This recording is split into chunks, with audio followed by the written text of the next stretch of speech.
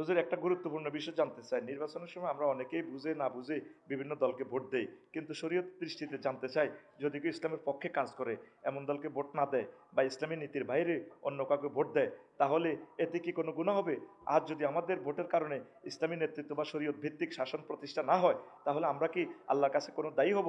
দয়া করে বিষয়টি সহজ করে কোরআন সুন্নাহর আলোকে বুঝিয়ে দিন। ইন্নাল্লাহ ইয়া'মুরুকুম আন তুআদ্দুল আমানাতি ইলা আহলিহা।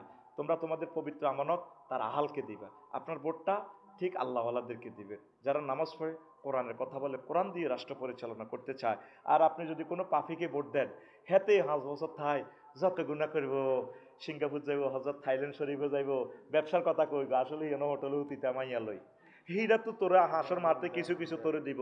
আল্লাহরে কইবে, আল্লাহ আমি তো জিনা করি না, আপনি আরে এটা দিলেন যে অন্য তুই ভোট দিয়ে হাতে মোটা করছ দে, হাতে দিয়ে এনে ঘটনা খালাইছি, এটা তোর কাছে করতে দিলাম, জিনার গুণা দিলাম আর কি।